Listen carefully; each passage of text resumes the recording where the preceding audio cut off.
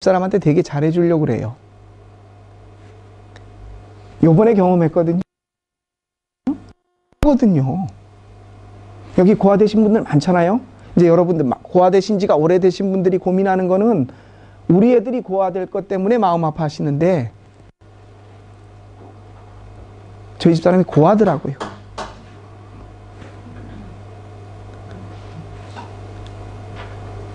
그러고 나니까 되게 불쌍하더라고요. 뭐 어떻게 잘해주려는지는 모르겠는데, 예. 퀴즈를 내려고 제가 그랬는데 이미 다 알아버렸어요.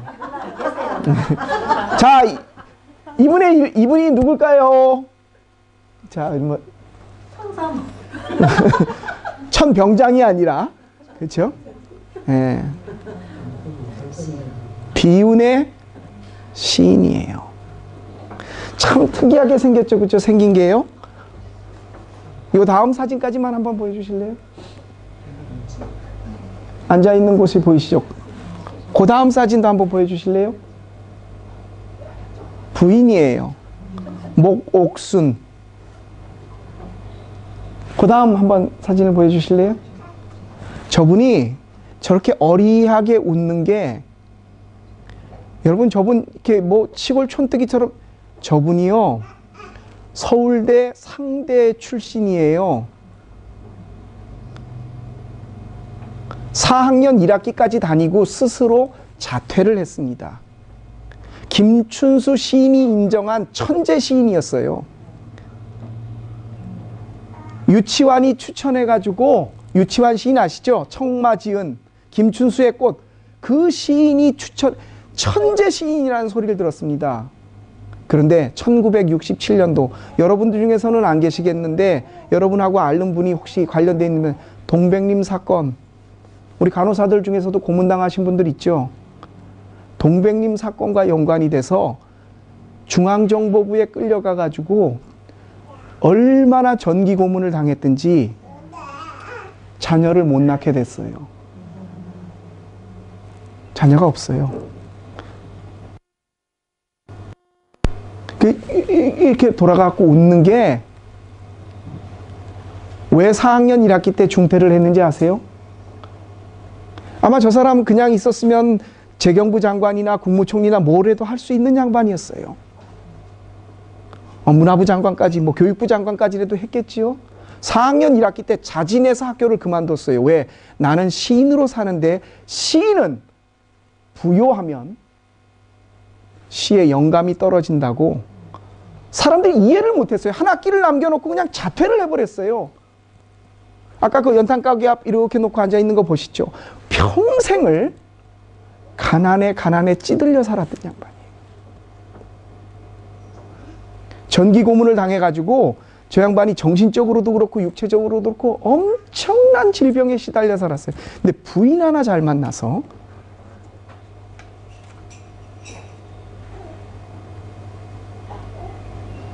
참 독실한 기독교인이었어요. 원래는 천주교 신자로 명동성당을 다녔는데, 저분이 부인이 연동교회를 다녔던 분이에요. 자기는 결혼을 해서도, 여러분 혹시 한국에 가면 인사동에 가셔서 귀천이라는 카페가 있어요. 지금 그 조카가 운영을 하는데, 이 목옥순 여사, 그분이 평생 저 가난에 찌들리고 병에 걸린 저분을 먹여 살렸어요. 제가 좀 이따 소개를 하겠지만 그걸 시로도 나오는데, 한 번은 우연찮게 기독교 방송, 극동방송에서 나오는 연동교회 담임 목사님이 김영태 목사님, 그 설교를 듣다가, 아, 내가 저기 가서 강론을 들어야 되겠다. 우리는 설교지만 캐톨릭은 강론이잖아요. 그래갖고 나와서 그때부터 연동교회를 다녔어요. 근데 시에도 나와요. 나는 교회는 연동교회를 다니지만 카톨릭 신자로 남아있겠습니다. 배신자라는 소리는 죽어도 듣기 싫거든요. 연동교회 예배를 끊임없이 그 아픈 가운데서도 매주 빠지지 않고 딱 지전석에 자기 부인하고 나왔어요. 이 양반이 막걸리를 그렇게 좋아했어요. 술을 먹고서는 정신병원에도 강제로 입원을 시켰거든요. 안기부에서 중앙정보부에서 했던 일 때문에 3, 4년간 없어졌었어요. 객사했다고. 정신병원에서 나온 거예요. 근데 제가 왜 이분을 소개를 하느냐.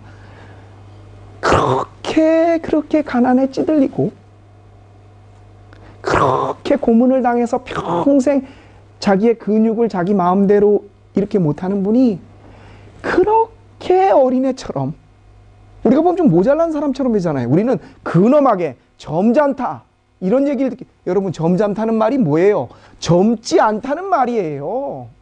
늙은이라는 말이에요. 그게 좋은 말이 아니에요. 얼마나 애처럼 해맑게 웃으며 살다가 그분이 쓴 시를 제가 우리 차은희 집사님에게 아주 낭낭한 목소리로, 집사님 잠깐 나오셔서 한번 읽어주시겠어요? 우리 반주까지 이 시 한번 들어보세요. 예. 한 부분이에요. 이 제목이 원래 주일, 예수님께 예배드리는 주일이라는 부제가 붙은 시인데, 제목부터 우리 차 집사님께서 한번 읽어주시겠습니다. 한번 들어보시죠. 시를 들을 때는 눈을 한번 지그시 감고 한번 들어보세요. 귀천 부제 주일 천상병 나 하늘로 돌아가리라 새벽빛과 닿으면 쓰러지는 이슬 더불어 손에 손을 잡고 나 하늘로 돌아가리라 노을빛 함께 단둘이서 기슭에서 놀다가 구름 손짓하면은 나 하늘로 돌아가리라 아름다운 이 세상 소풍 끝내는 날 가서 아름다웠더라고 말하리라.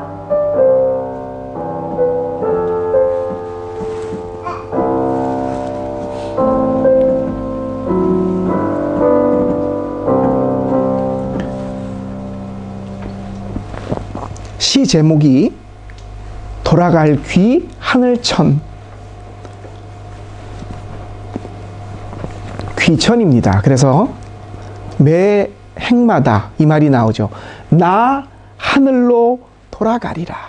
아, 천재라는 이분이 시를 어려우면 시가 아니다, 아주 지식인들의 장난이 시가 아니다, 그렇게 얘기를 해요.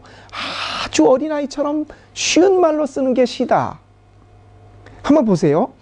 새벽빛이 싹 와 닿으면 쓰러지는 이슬 더불어 손에 손을 잡고 나 하늘로 돌아가리라. 노을빛 단둘이서 기슭에서 놀다가 구름이 손짓하면 나 하늘로 돌아가리라. 그 다음 말이 아름다운 이 세상 소풍 끝나는 날 가서 아름다웠더라고 말하리라. 정말 가난하게 살았어요. 매일 아파서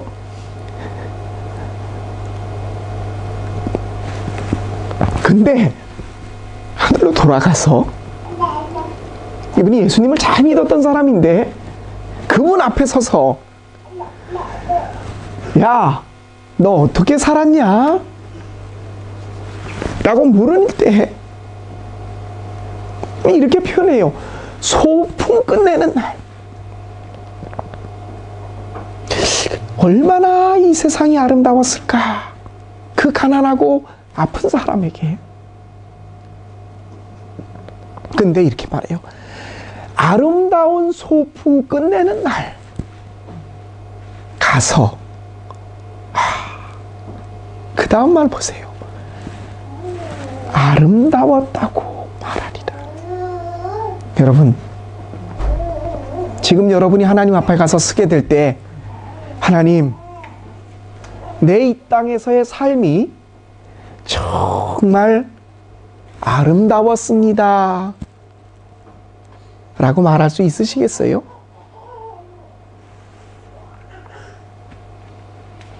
이 가난하고 아팠던 양반이 자기를 가리켜 나는 이 세상에서 제일 행복한 사람이라고 말했습니다. 시에 이렇게 표현하고 있습니다. 나는 세계에서 제일 행복한 사나이다. 아내가 찻집을 경영해서 생활 걱정이 없고, 대학 다녔으니 배움의 부족도 없고, 시인이니 명예욕도 충분하고, 더구나 하나님을 믿으니, 그 앞에 말이네요. 하나님을 굳게 믿으니 이 우주에서 가장 강력한 분이 나의 백이시니 무슨 불행이 온단 말인가. 그가 쓴 행복이라는 시 중에 나오는 말이에요. 그분이 예수님에 대한 신앙이 얼마나 대단했냐면 이런 시를 또 썼습니다. 빛이라는 시 중에서요. 대낮의 빛은 태양입니다. 밤의 빛은 전기요 등불입니다. 내가 사는 빛은 예수님이고 내가 죽은 빛도 예수님입니다. 나의 삶이여 빛을 외면하지 말게 하소서. 예수님 초상이라는 시에서 이런 말을 했습니다. 예수님 제발 돌아와 주소서. 그렇지 않으면 저는 한 알의 흙과 같습니다. 그가 이런 귀한 말을 또 남겼네요. 예수님이 걱정 말라는데 어찌 어기겠어요. 자기는 걱정이 없다 이겁니다. 여러분, 이 세상 소풍 끝내는 날 가서 여러분도 아름다웠노라고 그렇게 고백할 수 있는 그런 삶 저와 여러분이 사시기를 주님의 이름으로 축원합니다. 진짜 지독하게 가난했고 사진을 찍은 장면을 보세요. 저분 찍은 사진이 이렇게 어디 뭐 번듯한 데서 찍은 사진이 없어요. 항상 그 러닝 셔츠, 그 난닝구라 그러죠. 그 난닝구 바람에 흰 고무신 신고 그 연탄 때는 그 아궁이 그 조그만 단칸방에서 그 당시 상계동에 살았던 모양이에요. 그 불암산 밑에. 그 당시 거기가 어디였습니까? 완전 우리나라 그 서울시도 아니었어요. 거의 고향이었을 겁니다, 아마.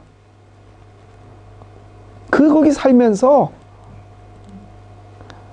그보다 훨씬 부자고 훨씬 덜 아픈데 우리가 행복하지 못하다고 하면 우리가 참 잘못 사는 거 아닌가요?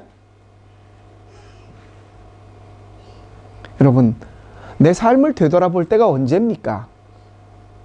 죽음이 내 주변에서 느껴질 때입니다. 어느 누구도 피해갈 수가 없어요. 저 천진난만하게 노는, 몰라요. 우리보다 좀 늦게 죽을지는 몰라도 다이도 그거 못 피해가요. 우리가 애써 외면하는데, 아니면 어리석어서 깨닫지 못하는데 건강하면 안 죽는 줄 알아요. 여러분, 아무리 건강해 보세요. 내사둬도 죽을 육신인데 그렇게 그것 때문에 다 죽습니다. 몇 년, 몇십 년 안 해요. 저도 여러분도 소풍이 끝날 날이 올 겁니다.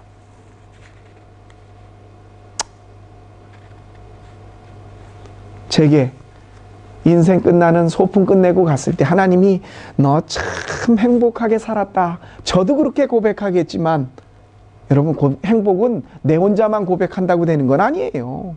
나 혼자 즐거운데 옆에 사람들이 괴로우면 그건 행복이 아니죠. 장모님이 소천하셔서 이제 한국을 갔다 왔습니다. 저희 장모님은 굉장히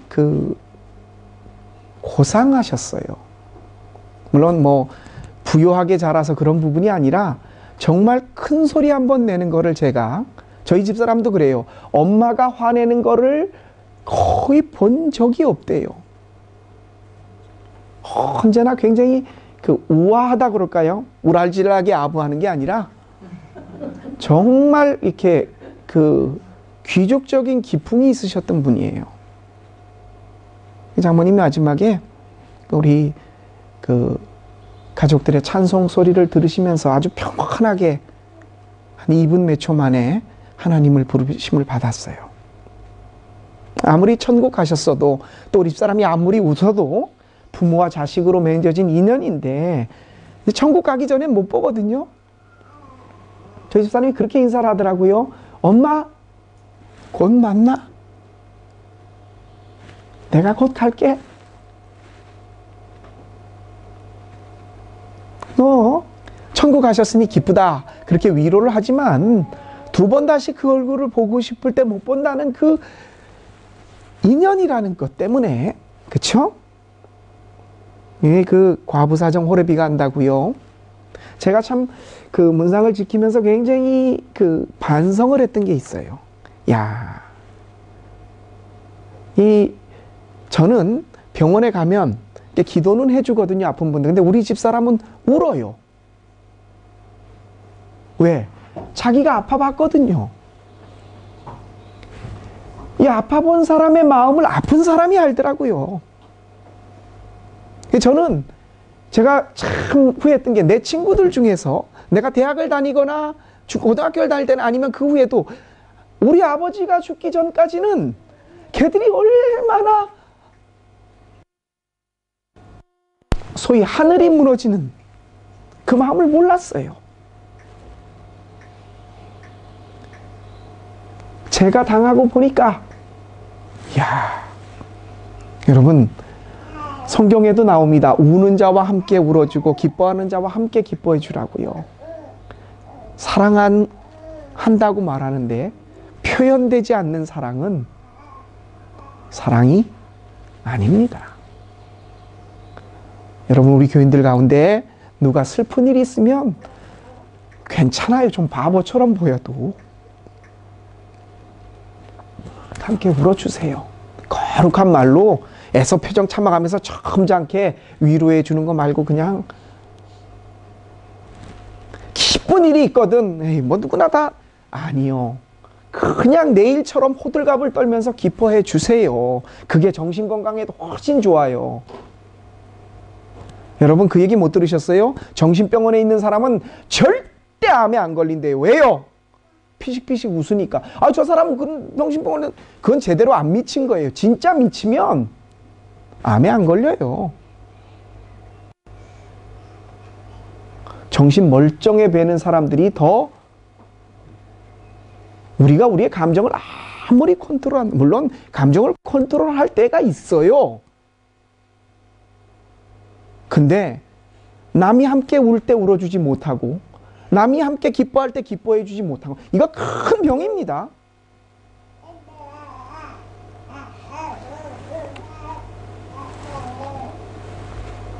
오늘 말씀을 보면 전도서 기자의 제가 참 좋아하는 말씀입니다. 잠언이 우리가 이 땅을 살면서 어떤 처세를 해야 될 것이라는 것을 알려주는 것이라면, 전도서는 우리가 사는 인생의 의미가 뭔지, 우리가 앞으로 살면서 어떻게 해야 될 일이 있는가를, 혹자는 이게 뭐 헛되고 헛되며 헛되니 모든 것이 헛되도다, 이것만을 기억해서 굉장히 비관적으로 전도서를 말하는데, 여러분, 이 전도서 기자가 이렇게 말합니다. 물론 누가 후대에 첨가되었다 이렇게 말을 한다고 하지만, 인생을 사는 데 있어서 낙은 하나님을 경외하고 그 뜻대로 사는 것이다 라고 하는 깨달음을 결론으로 얘기를 해요. 그게 지혜자가 얻은 고백. 내가 이 세상에서 모든 것 다 해봤다. 첩도 무지하게 얻어봤고, 솔로몬이라 그러잖아요. 이 세상에 누려보지 못한 많은 부도 누려봤고, 이 세상의 모든 지혜의 책들도 다 읽어봤는데 다 헛되더라.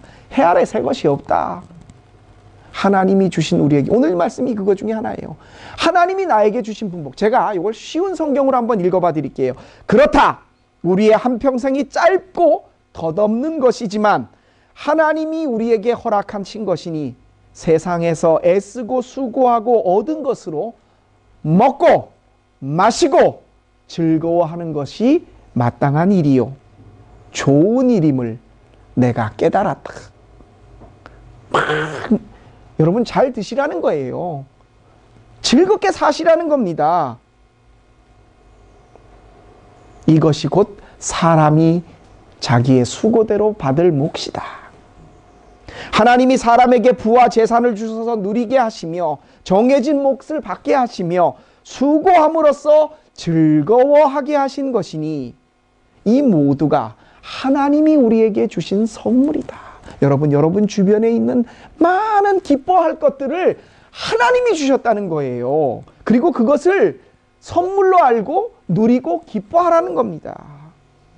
하나님은 이처럼 사람이 행복하게 살기를 바라시니, 그 다음 말이 참 전도서 기자가 솔직하게 쓰고 있네요. 덧없는 인생살이에 크게 마음 쓸 일이 없다. 하나님이 이처럼 사람이 행복하게 여러분, 인생은, 우리의 삶은 하나님이 우리에게 주신 선물이에요. 물어보겠습니다. 여러분이 진짜 배 아파서 낳은 자녀들 있죠? 그 자녀들에게 제일 바라는 게 뭐예요? 부자 되는 거예요? 자, 제가 예를 들었잖아요. 삼성 가문의 부잣집에 있어요. 그 집에 가갖고 어느 배우처럼 뭐 며느리들끼리 그런 말 있대요. 뭐 진짜인지 아닌지 확인 안 됐지만 이 양반 얕잡아 본다고 다 대학물 먹고 유학 나왔다고 지들끼리는 불어를 쓴대요. 뭐 영어를 쓰거나. 별 미친 짓이. 그런 집에 가가지고 부자로 사는 걸 원하세요? 아니면 좀 가난하더라도 행복하게 사는 걸 원하세요? 여러분이 여러분 자녀들에게 원하는 최고가 뭐예요? 왜 우리가 건강해지려고 그래요? 왜 우리가 돈을 벌려고 그래요? 행복하게 살려는 거 아니에요? 돈 그 자체가 목적이 아니잖아요. 하나님이 저와 여러분에게 생을 명하셨어요. 생명을 주셨단 말입니다. 왜요? 하나님이 우리에게 바라시는 게 뭘 같아요?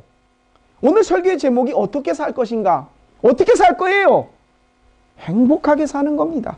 하나님이 우리에게 원하시는 게요, 우리가 행복하기를 원하신다니까는요. 여러분, 잘 산다는 게 뭐예요? 우리 한국말로 잘 산다는 거는 두 가지 뜻이 있어요. 대부분의 사람들은 잘 산다 하면 재산이 많다, 돈이 많다라고 하는데 독일 말에는 달라요. 라이히하고 볼타트하고요. 그렇지 않아요? 잘 산다는 건 돈이 많다는 게 아니에요. 살기를 잘하는 거예요. 왜 우리가 돈을 가지려고 하고 건강하려고 하고 자식들 잘 되길 바래요? 행복하려고 하니까. 하나님이 우리에게 원하시는 게 행복하기를 원하시는 거예요. 그럼 어떻게 하면 우리가 행복할까요? 세상 사람들이 이걸 무지하게 찾았어요. 돈 속에서도 찾아보고 즐거움 속에서도 찾아보고 건강 속에서도 자기의 뭐 아뮤지를 한다 그랬죠. 뭐 즐길 거. 여러분, 이 모든 것에서 하나님은 우리에게 내가 받은 몫에서, 저는 그걸 확실하게 느끼겠어요. 우리 기독교가 갖고 있는 큰 뭐랄까요, 오해 내지는 그 미스퍼스텐티스, 착각 중에 하나가 이겁니다. 예수님이 십자가의 길을 가셨으니까 우리 기독교는 정결하게 수고하게 고난과 아픔을 생각하면서 늘 울면서 마음을 거기다 두고, 우리가 마지막 최종 종착점으로 가야 될 것은 십자가 밑이에요. 예수님의 뒤를 따라가니까. 그건 골고다 뿐이었어요. 예수님의 상을 보세요. 예수님이 우리처럼 화도 내셨죠. 의로운 분노를 채찍으로 놓고. 예수님 보세요. 가난한 자를 보면 그를 위해서 자기의 모든 것을 벗어주기, 아픈 사람을 보면 그를 민망히 여기사, 불쌍히 여기사 그를 고쳐주셨다 그랬어요. 얼마나 감정이입이 잘 되셨으면. 자기 친구 나사로가 주셨을 때 예수님이 펑펑 우셨어요. 여러분, 우리 기독교는 우리 스스로 십자가의 길이라 해서 그걸 막 금욕과 절제와 막 인상 쓰면서, 아니요. 제가 예수 믿어보니까 요즘 깨닫는 게요, 예수 믿는 최고의 증거가 뭐냐면 내 마음속에 기쁨과 감사가 넘치는 거예요. 십자가의 길을 가는데 기쁨과 감사로 가는 거예요. 내 마음속에 기쁨과 감사가, 즐거움이 없다? 이거 예수 잘못 믿는 겁니다. 확실해요.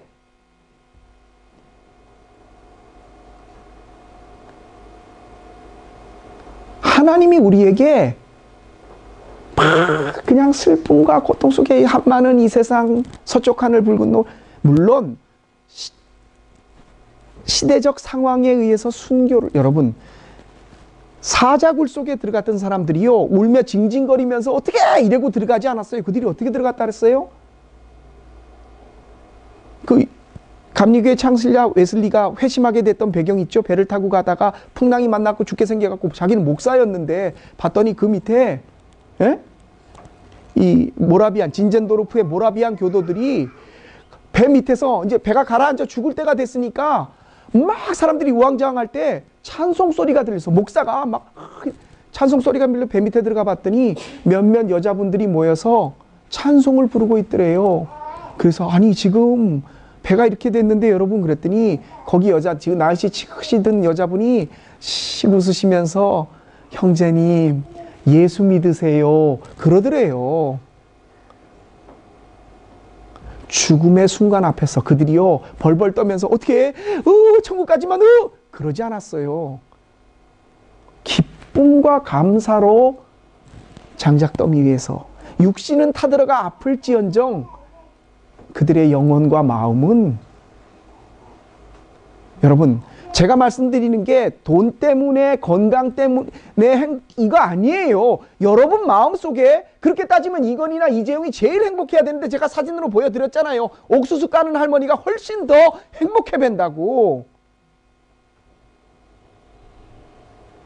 여러분 마음속에 주님이 주시는 기쁨과 감사가 없다면 하나님이 저와 여러분에게 원하시는 게 니들 행복해라. 내가 너에게 그 복을 주었어. 어떻게 사셔야 됩니까? 우리는 무조건, 특히 예수 믿는 사람은, 세상 사람들은 몰라요. 돈을 벌든 건강을 하든 천년만년 살든 관계없지만 예수님을 내 주인으로 모시고 살겠다고 하는 우리들이라면, 천국을 가진 우리들이라고 한다면 우리는 무조건 행복해야 돼요. 그 행복이 어디서 오느냐? 예수님이 내 마음속에서 주인으로 계셔서 1등 하시면 돈은 필요해요. 하지만 그게 조건이지 충분한 건 아니에요. 얼마를 가져야 우리가 더 행복하다고 넉넉하다고 가져보셔서 아시잖아요. 건강? 내사 줘도 썩을, 우리 김진석 집사님도 이제 5학년 들어 자고 일어나면 아프시다 그랬는데 여러분들은 그러실 거예요. 나는 자고 나고만 아픈 게 아니라 늘 아파. 그렇죠? 좀 더 이제 5학년, 6학년, 7학년 되면 더 그럴 거예요. 그렇지 않겠어요? 그거 그냥 우리 그렇잖아요. 어린아이의 일을 버려놓으라. 참 나이가 들면 병은 짊어지는 거다 생각하세요. 그것 때문에 막 그래가지고 내가 이렇게 살다가 그거 아니어도 죽거든요. 5학년이 제가 7학년, 8학년 앞에 놓고 할 소리는 아니지만 여러분 우리가 예수 믿는다는 증거가 뭐예요? 그냥 미친놈처럼 피식피식 웃으세요. 그냥 저 시인 보세요. 참 제가 반성 많이 했거든요. 저도 그래서 앞으로는 좀 여러분 보기에 유치해 뵌다 그래도 좀 미친놈 좀 되려고 그래요. 그냥 호들갑 떨면서 예수님이요. 저는 그 생각을 합니다. 성경을 기록할 당시가 박해와 이런 부분 때문에 예수님의 그 우셨더라, 혼자 기도하셨더라는 게 있었지 예수님의 삶 자체는 들의 백합화를 보라 이거 하실 때 여러분 예수님 막 인상 쓰면서 삶이 뭘까 이러지 않으셨어요. 우리가 가야 할 길은 십자가의 길이지만 그 십자가의 길을 가는 우리들의 마음에는 예수님이 주인 되시는 즐거움과 감사가 넘쳐야 합니다. 자, 말씀을 맺겠습니다. 어떻게 살 것인가? 무조건 예수 믿는 우리는 행복해야 합니다. 영생을 선물로 받았고 천국이 우리의 토지가 되고 하나님이 내 아버지가 되는데 행복하지 않을 이유가 어디 있습니까?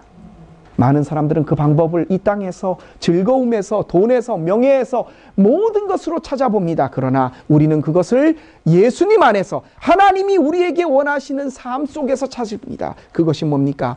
여러분이 원하시듯 우리가 행복한 게 하나님이 제일 바라시는 겁니다. 하나님이 주신 분복, 그것을 이 땅 위를 사는 동안에 누릴 수 있는 것, 그것은 우리의 삶의 기쁨과 감사로 나타납니다. 십자가의 길을 갑니다. 하지만 그 십자가의 길을 감사와 기쁨으로 찬송 부리며 갈 수 있는 사람들이 우리 믿는 사람들입니다. 예수님이 그 길을 우리에게 보여주셨습니다.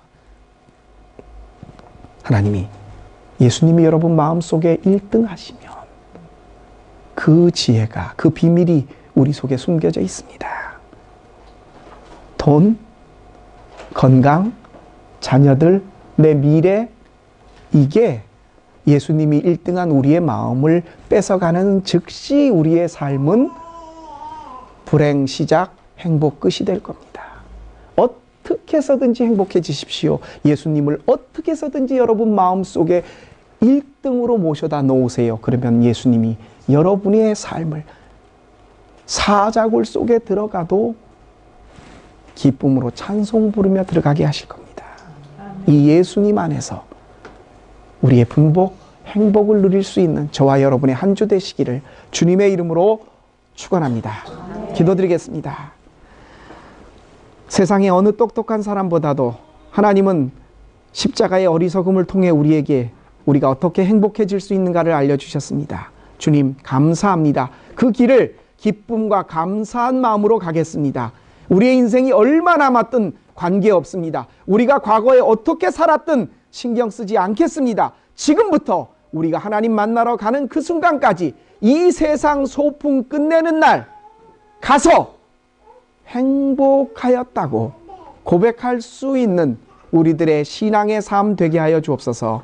이 지혜를 깨닫게 하신 우리 주 예수 그리스도의 이름으로 감사하며 기도합니다. 아멘.